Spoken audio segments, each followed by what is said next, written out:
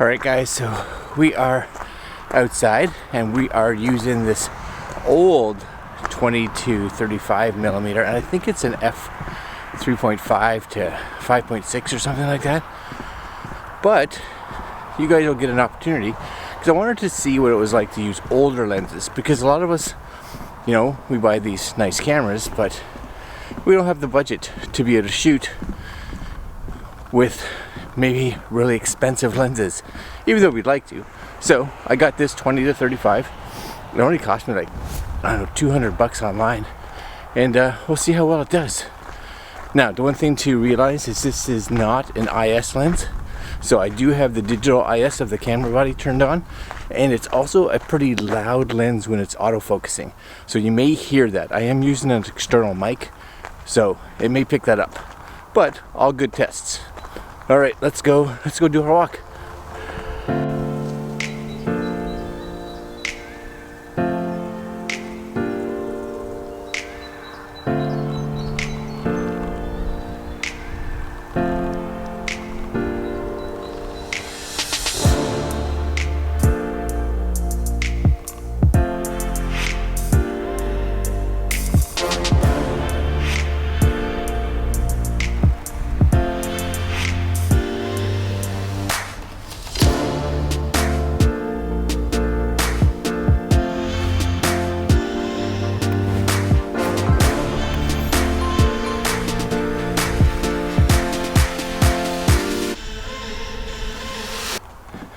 Alright guys, so we've got some good shots already, and I'm actually impressed with the quality, I think, that I'm seeing, at least through the viewfinder and through the screen.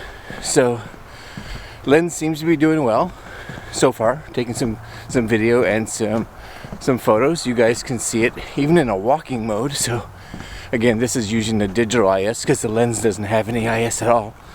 And again, just be aware, if you are using this for audio, you may want to be using like a wireless lav or something that you can get the audio away from the lens, especially if the lens is going to be focusing, so you're going to hear it.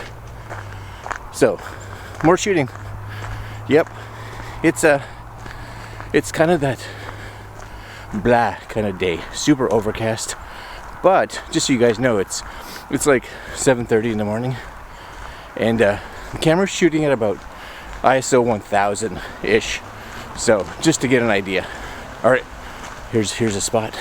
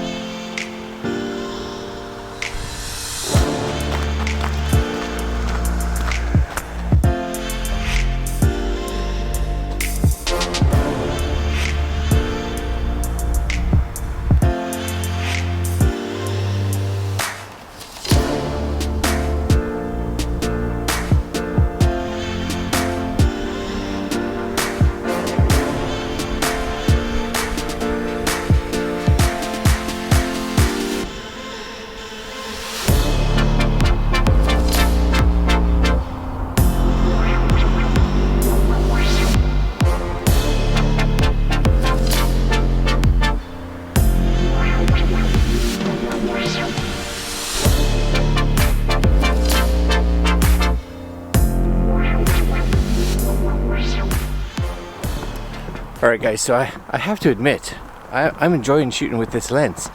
It's for, like I said, for a lens that's, I don't know, maybe 200-300 bucks Canadian, at least in the viewfinder, it's working really well. And it may have to do, I'm shooting with a Canon R6, so of course I am using EF to RF adapter on there, but as far as I can tell with the viewfinder, everything's looking good. Focus is working really well. It's locking onto things good. So I guess the only thing we'll have to see is what it actually looks like on the computer when we get home. But yeah, it's doing really good. So I'm going to continue walking. There's a lot of, like, I don't know what these are called. Pussy willows, I think they are, maybe. I don't even know. But it'll show some good detail in what this lens can do. So I'm going to take some more pictures. All right.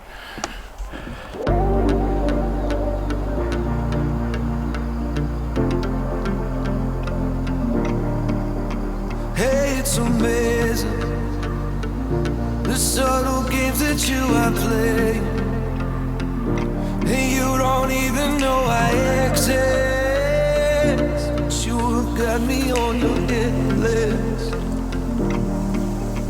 and you're conspiring, girl, you are sexual and bad, and now you got this on your conscience. Alright guys, so I don't have my tripod. I didn't bring a tripod with me, so everything I've been shooting today handheld or using something like this so that we can get the shot. So I think the camera digital IS is doing actually really well, especially like I said, since the camera lens has no IS on it. And yeah, we're almost done the walk. So as soon as I'm finished here, we're gonna go back to the house and we're gonna load the photos on the videos and take a look. All right. Oh, nice to get out early, you know? There's nobody outside. So nice. And I'm really crouched down low to get in the shot. I should have brought a tripod. Okay. Run through the fire, out the wire, how it's everything I own. I swim the ocean, dance with the dead. I'd sell my soul to take you home. Run through the fire, out of the wire, I would sell everything I own. I'd swim the ocean, dance with the devil. I'd sell my soul to take you home. All right, guys. So that's it for today's walk with the 20 to 35. It's, you know, a little chilly outside right now. It's about 0 degrees. So we're just finishing up and gonna head home. So we'll continue this after I've got a chance to look at what the footage in the video looks like on the computer. Now just realize 20 to 35, not a lot of difference from your full zoom to your full wide. So you're really buying this as a wide. You know, 35s gives you a little bit of reach, but not a lot. All right. See you at home. All right, guys, so we are back in the house. It's nice to be a little bit warmer because it was a bit cold. But I have to say, I am actually really happy with, for one, the colors that this lens actually puts out. Actually a really nice color to it. And also be aware that this was all just dumped into a timeline, so there's no stabilization, there's no color grading on any of this footage before here. It is just a dump onto the timeline. So this is what you can expect out of this camera. Now again, we are shooting with the Canon R6 with the digital IS turned on, and just so you guys know, this shot that you're seeing right now, normally I shoot this with my R6 with it's a 16 to 35 f4 lens, and with IS, not that that matters because this is on a tripod, but today we are shooting actually with the 20 to 35. So I had to put the camera just back a little bit further, not a lot, because normally I shoot at 16, so it's back just a tiny bit, 20 mil, but still, like, this is, I can reach the lens right there, so it's not that far. And you guys can see the colors, and if you go back to some of the other videos that shoot in this room, you'll be able to see the comparison. And I think actually this lens does very well. Now again, I'm recording audio from this setup, which is going into the computer. So even though this may be doing some hunting on occasion with the autofocus, you're not really going to hear it at all. So let's go here. First off, we'll look at the video that we saw already. And this is the footage here. I'm going to turn just the audio off for a second while I'm scrubbing here. And I'm going to mute this audio here, which was some music. And I just want you guys, especially in this scene here, and I'm going to turn my volume up. You may or may not be able to hear this, possibly. And this is that sound that I was talking about when the camera is auto-focusing, and you hear this tick, tick, tick, tick, tick, tick, tick, right? Just listen real carefully here.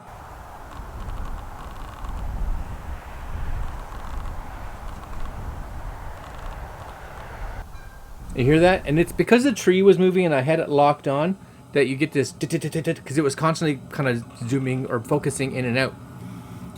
Whenever I was doing a shot like this, though, it was fine. And even when I was doing a talking, the talking was so prominent, and of course the autofocus locked on me, so I'd make sure it got a good lock, and I wouldn't move my arm, so that distance isn't changing. So as long as it didn't try to focus somewhere in the background, the sound was great because it just didn't need to readjust its focus.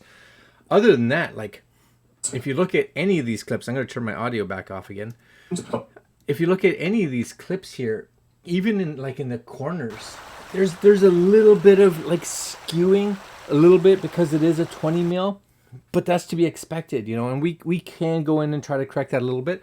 But when this is moving, I'm very happy. And if you look at shots like this, the color's really nice. Like I said, you get a really nice separation between the foreground and the background, and the skin tones I think are really nice. It's got a really nice color with the reds. Reds is always, I find, a hard color for cameras to pick up. This is picking it up actually really well, and you can see that nice depth between the foreground and the background. And because this is actually, when it's at its full wide, a 3.5. So just so you know, I said it was a 3.5 to 5.6 is what I thought.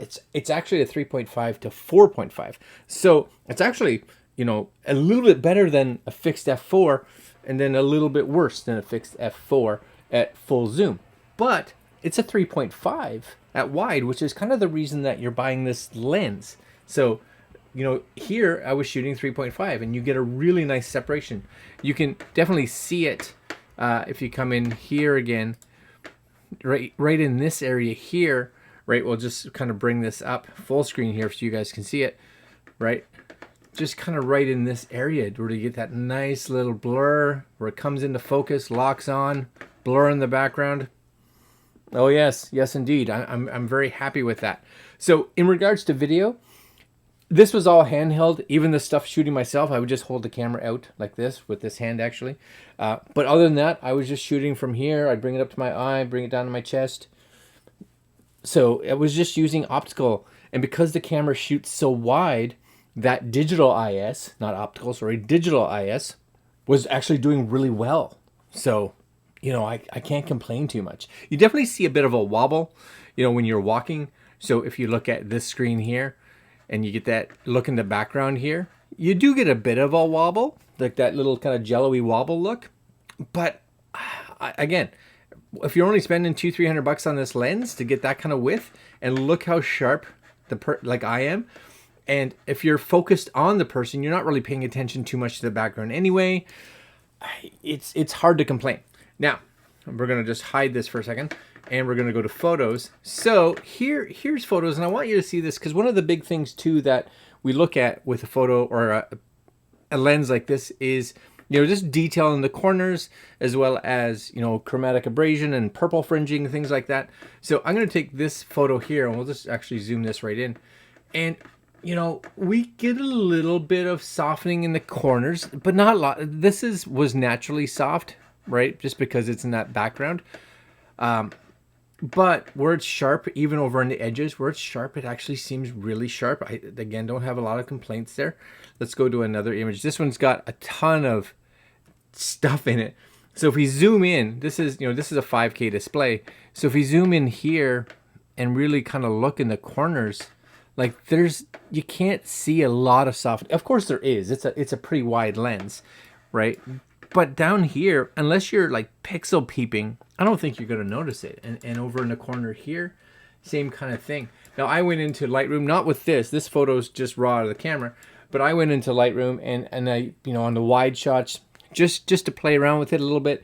They don't have this lens in there as one of the pre-built ones that you can choose from if you want to do some fixes, but they do have like a 20mm f2.8. So I was just using that one, and it actually cleaned it up a lot. And again, if I was zoomed in at the 35, I would just use a 35mm and use that one as scope, and it was actually putting me in a good spot, in a good place. So if you are using Lightroom, just know that you can kind of use those and kind of get away with it. But you know, through all of these, even in a shot like these, you know, look how it's actually quite crisp in the center. You get a really nice depth of field in here. I was hitting focus right in this area, right in here. So again, no real complaints. Nice blur, nice separation. And again, the colors for me, really good. This is right out of camera. So no complaints inside there. In shots like this, right? This is a nice wide portrait shot. This is where I think sometimes you may be able to see it. Just realizing, I caught myself once, it has a pretty big, I'll just put up a shot here. It has a pretty big lens hood, and if you use it, when you're at full wide, and if you don't have it perfectly straight, you know, like doesn't lock into place, you'll get a little bit of a vignette at the top for sure. Because I was looking at one of my videos, and I was like, what is that? Before I started recording, and I was like, what is that? And yeah, I just took the lens hood, and I was like, oh, it didn't lock into place. And then it was fine. But even in here, you can see a little tiny bit where it blurs in the very edges down here.